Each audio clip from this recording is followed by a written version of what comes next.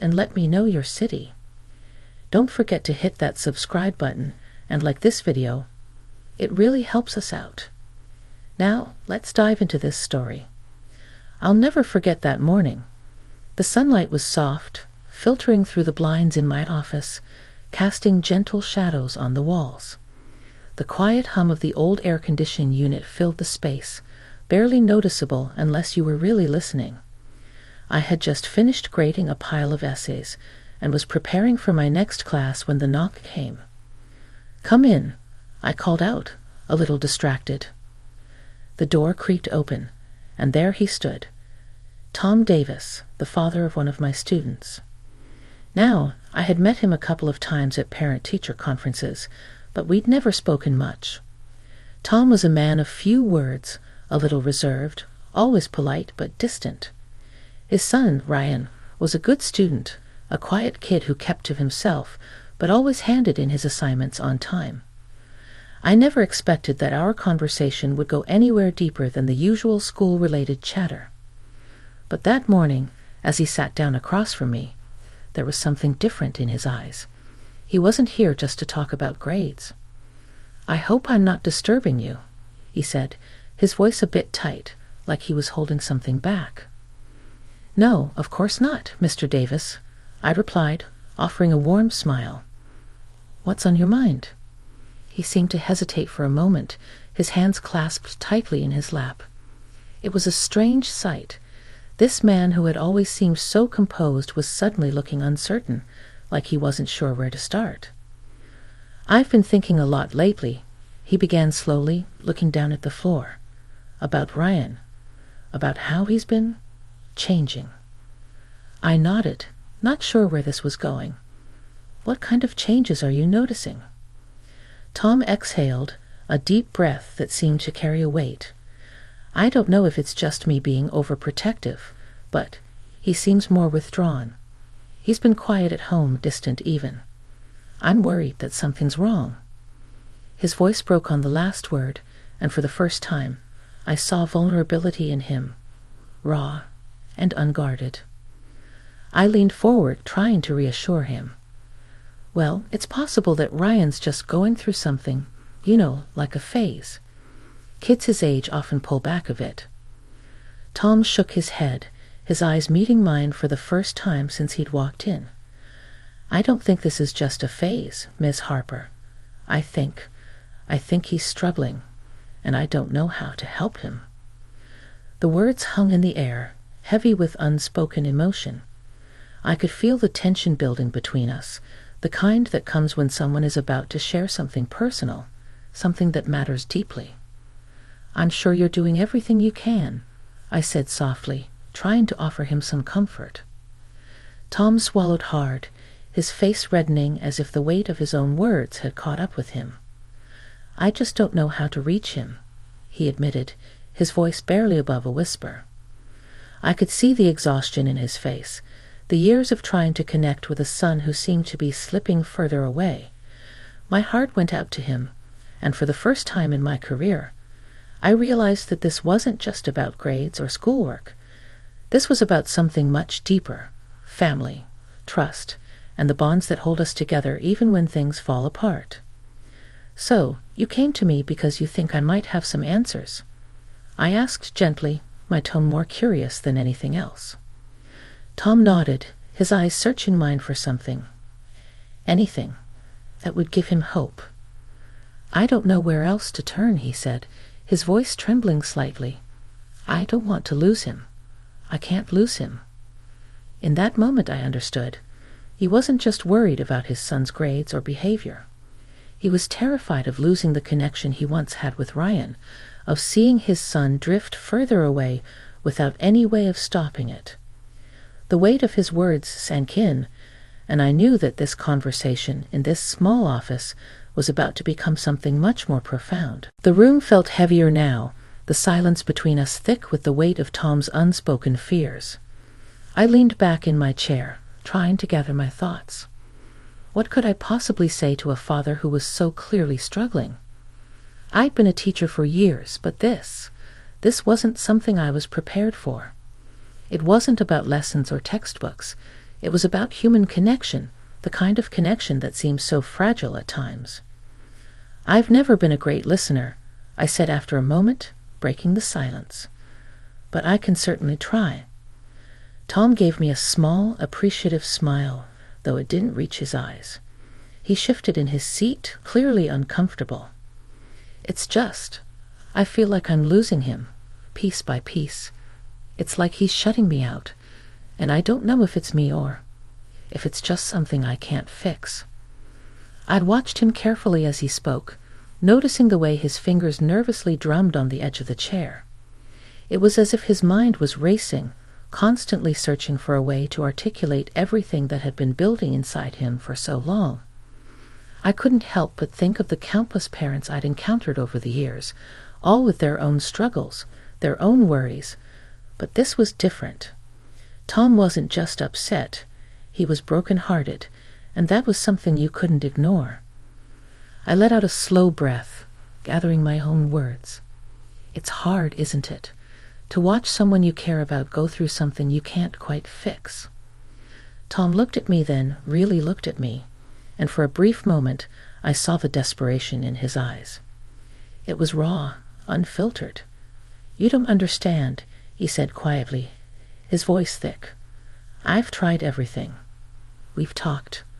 I've tried giving him space. I've tried showing him that I care. But he just pushes me away every time." The emotion in his voice hit me in a way I wasn't expecting. There was so much more to this story than grades, than schoolwork. I knew that now. But how could I help him? How could I help Ryan, when I barely knew what was really going on beneath the surface? "Maybe he's just feeling overwhelmed," I suggested gently. Sometimes when kids go through tough times, they don't know how to ask for help. They feel like they should be able to handle it on their own. Tom nodded slowly but said nothing. I could tell he was thinking, trying to process everything. The tension in the room had shifted slightly, but the undercurrent of worry was still there. "You're right," he murmured, more to himself than to me. "I think I've been too focused on fixing things and not enough on just being there. But what if that's not enough?" I didn't know how to answer him. I had my own theories, my own thoughts, but this wasn't about me or my experience. It was about Tom and Ryan, their relationship, and the unspoken bond that existed between them. I could only offer him a small piece of what I thought might help. "What if it's just about showing him you're there, even when he doesn't want you to be?" I suggested, carefully choosing my words. Sometimes the greatest thing you can give someone is your presence, even in the silence. Tom's eyes softened for a moment, and for the first time since he'd walked in, he looked a little less burdened. "You think that'll help?" he asked, a hint of hope in his voice. "I think it's worth a try," I said. "Sometimes the hardest thing is knowing when to give space and when to step in. But you're his father. I don't think you can lose that connection unless you stop showing up." He didn't say anything for a long while. He just sat there, staring at his hands, his mind clearly elsewhere. I wondered what thoughts were running through his head, if he was imagining all the moments with Ryan he had failed to notice, the subtle signs he might have missed. Then slowly, Tom looked up at me again, his expression softer, though still filled with uncertainty. "I guess I just don't know where to start." I smiled gently. "Well, maybe you start by being honest with him. Let him know how you're feeling. You might be surprised by how much that opens up." Tom sighed deeply, his shoulders slumping. "I've never been great with words, especially with Ryan. But I'll try. I'll do anything to get through to him." I could see it in his eyes, the willingness, the determination. He wasn't giving up. Before he stood to leave, he looked at me one last time, as if he was searching for something I couldn't quite give him, but still hoping for some kind of reassurance. "Thank you," he said softly. "I didn't expect to hear all of that today, but I needed to." I nodded. "Anytime, Tom. Anytime." As he walked out of my office, I sat back in my chair, reflecting on the conversation. I didn't know what the future held for Ryan or his father, but I knew that, for the first time in a long while, they had begun to open a door to something deeper, something real. The next few days passed by slowly, each one blending into the next. I couldn't stop thinking about Tom and his conversation. I found myself wondering about Ryan, about how the boy who once sat in the back of my classroom with his quiet smile had become someone his father couldn't reach. It wasn't like Ryan to withdraw completely. He'd always been a bit reserved, but he wasn't this. I had tried to keep my thoughts focused on my students, my work, but there was something about Tom's vulnerability that lingered in the back of my mind. I could still see the look in his eyes when he said, "I don't want to lose him." Those words seemed to echo through my thoughts long after he left my office. And then, a few days later, Tom stopped by again. He wasn't scheduled to meet with me, and the knock on my door startled me. I was in the middle of grading papers, the quiet hum of the air conditioner keeping me company, when the door opened. "Miss Harper," he said, his voice carrying a mixture of hesitation and resolve. He had that same look in his eyes, the one that told me he was carrying something heavy, something important. "Tom," I said, setting my pen down. "Come in. What's going on?" He hesitated for a moment before stepping inside. "I wanted to give you an update. About Ryan." His voice faltered as he said his son's name. My heart skipped a beat. I wasn't sure what kind of update I was expecting, but whatever it was, it felt serious. "Okay," I said, gesturing for him to sit down. "Tell me what's been happening." Tom sat on the chair across from me, leaning forward, his elbows resting on his knees. "Well, it's not perfect," he began, rubbing his hands together. "But something's changed. After we talked, after what you said, things started to shift a little. Not in big ways, but enough for me to notice." I felt a surge of hope, a flicker of relief. "What do you mean?" I asked, my curiosity piqued. He exhaled deeply, as if releasing a breath he hadn't realized he'd been holding. "Ryan actually talked to me. I know it sounds small, but for him, it was huge. He told me he felt like I didn't get him. He said he didn't know how to tell me what was going on inside. He didn't know how to say that everything felt overwhelming, that he felt like he was losing control of everything." Tom paused, his eyes distant for a moment as if replaying that conversation in his mind. It wasn't an easy conversation, but it was real. And that's something we haven't had in a long time. I couldn't help but smile. I had a feeling that just creating space for that conversation to happen was all it had taken for things to begin shifting between them. It was the beginning of something far more important than academic progress. It was a moment of emotional breakthrough. "I'm glad to hear that," I said, genuinely happy for him. "It sounds like you both made a step forward." Tom nodded, his lips pressing together as if trying to hold back his emotions. "Yeah, it's not perfect, but we're talking. And that's all I wanted, really. I just wanted him to know that I'm here for him, that I'm not going anywhere." He looked at me then, his expression full of gratitude. "I don't know how to thank you for what you said to me, for what you made me realize. I honestly think it's helped more than any of the advice I've gotten from other people." I didn't know how to respond to that. My role had always been to teach, to guide, to support my students in ways that helped them grow academically, but this felt different. It was personal, and it felt like something more important than just a professional duty. "Tom," I said after a moment, my voice quiet but steady, "I'm just glad that I could be here to listen. Sometimes that's all it takes, to listen, to create space for the difficult conversations. You and Ryan are on the path to something better, even if it's not always clear." He smiled, a genuine, tired smile, but there was relief behind it now. "It's a start, and that's all I can ask for." As he stood up to leave, I felt something shift in the air between us, a kind of mutual respect that hadn't been there before. Tom wasn't just the father of one of my students anymore. He was a man struggling with something real, and now he was doing the hard work of trying to fix it. He was trying to reconnect with his son in a way that many parents never even attempt. And Ryan? I couldn't help but wonder how he was feeling about all of this. He was still a mystery to me in many ways, but I could see that the walls between him and his father were starting to crack. I hoped that in time they would both learn how to rebuild those connections. The journey wouldn't be easy, but it would be worth it. The door closed softly behind Tom, and I leaned back in my chair, feeling a quiet sense of satisfaction. Sometimes the smallest moments of vulnerability, honesty, and courage, could change everything.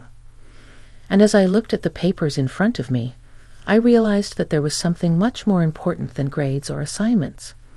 It was the emotional growth we all went through, sometimes in unexpected ways. Weeks passed, and things between Tom and Ryan seemed to be shifting in subtle but meaningful ways. I noticed it not just from Tom's visits to my office, but in the little things, like the way Ryan began participating more in class, his head held a little higher, his gaze a little less distant. It wasn't a dramatic transformation, but there was a clear difference in his energy. I saw the tentative spark of hope in his eyes when he interacted with his peers. It was as if something inside him had started to thaw, piece by piece. I didn't know all the details of their private conversations, of course, but sometimes the signs were enough. One afternoon, as I was preparing for the end of the day, I found myself lost in thought, wondering how Ryan was doing, when the door to my office opened again. "Miss Harper?"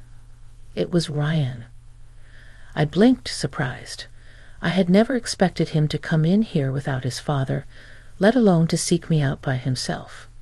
He stood in the doorway, a little nervous, a little unsure. He shifted from foot to foot as if debating whether he should be there.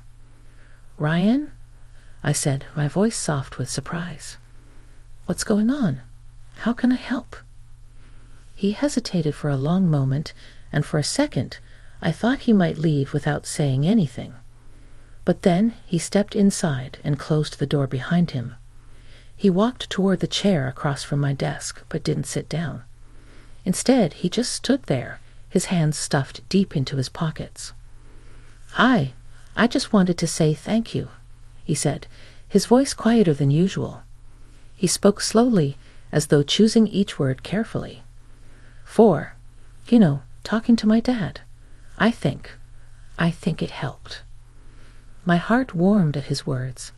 I hadn't expected him to acknowledge what had happened between his father and me, but I could see in his eyes that he was beginning to understand something that had always eluded him.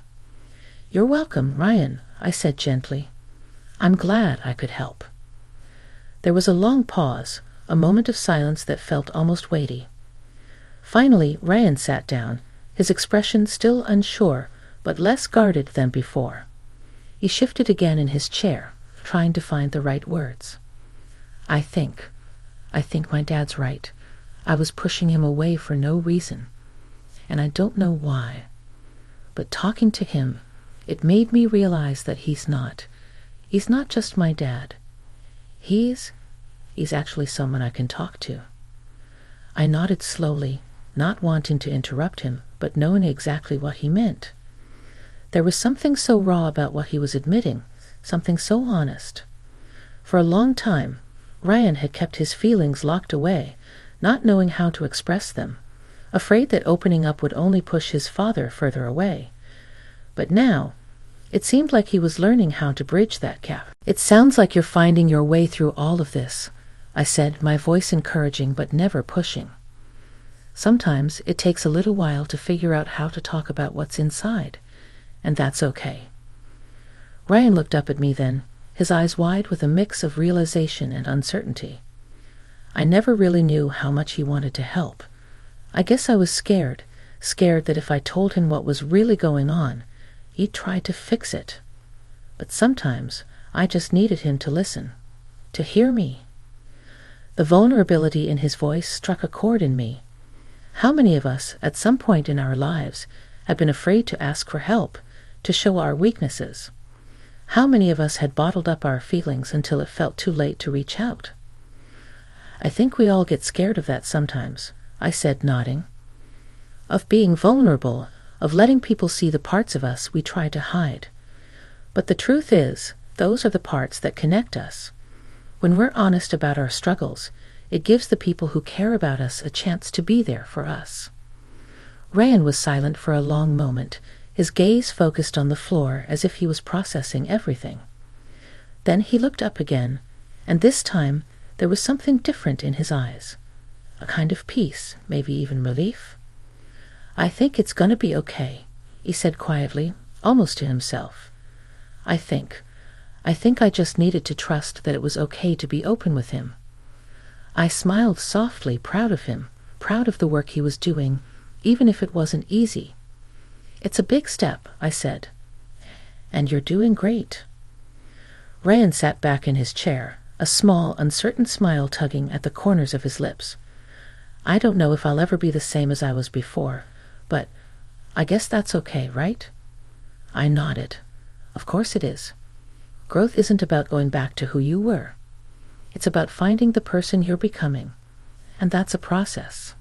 It takes time. For the first time in a long while, Ryan seemed to relax.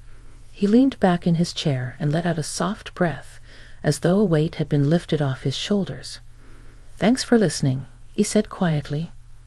I think I'm gonna be all right.